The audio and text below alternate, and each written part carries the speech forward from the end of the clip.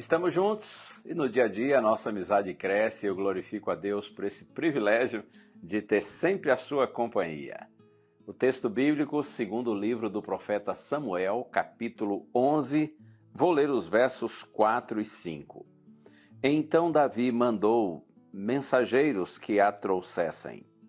Ela veio e ele se deitou com ela.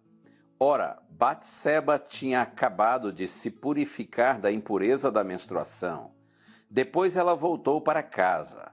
A mulher concebeu e mandou dizer a Davi: estou grávida. Você conhece a história?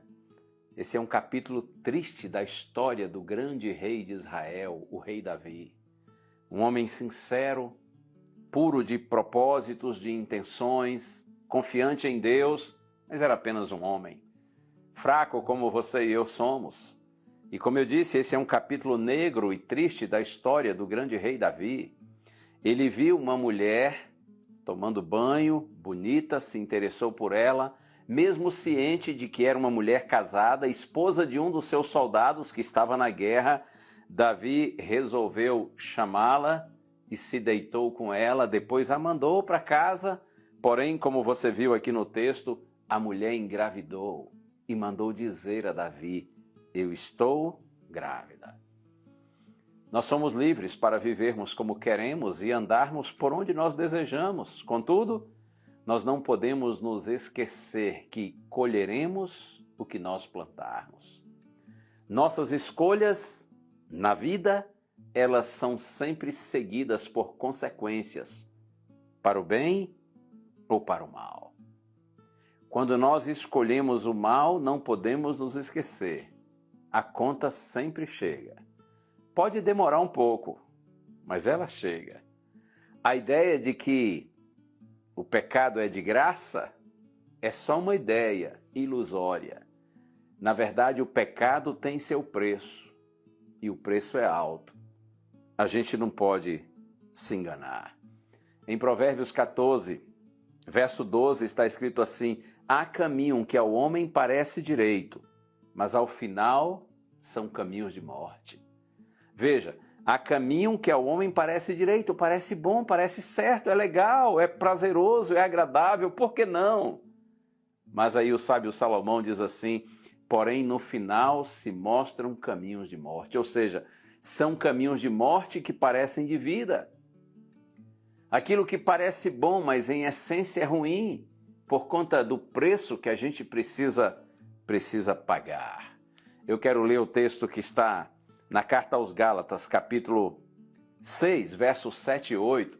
Veja bem como isso aqui é forte. Não se enganem. De Deus não se zomba, pois aquilo que a pessoa semear, isso também colherá. Quem semeia para a sua própria carne, da carne colherá corrupção. Mas quem semeia para o Espírito, do Espírito colherá vida eterna.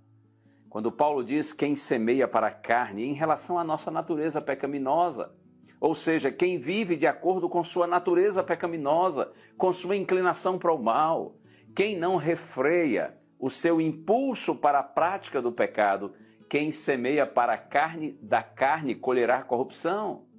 A ideia de que o pecado sempre vai cobrar o seu preço e o seu preço será sempre para o nosso mal.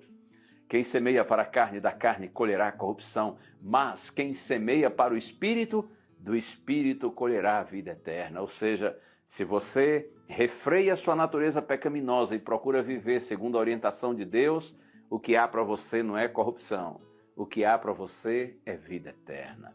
Oh, louvado seja o Senhor! Que Ele nos dê poder para vivermos não segundo a inclinação do nosso coração pecaminoso, mas que nós vivamos de acordo com a orientação do Senhor. Vamos orar juntos? Senhor, Tu sabes como somos fracos, como Davi, mas nós nos colocamos nas Tuas mãos e Te suplicamos ajuda-nos, Senhor. Capacita-nos com o Espírito Santo, para que nós optemos pelo Espírito e não pela carne. Optemos por uma vida de santidade, não de pecaminosidade. Mas para isso precisamos da Tua ajuda, Senhor. Oramos em Jesus. Amém.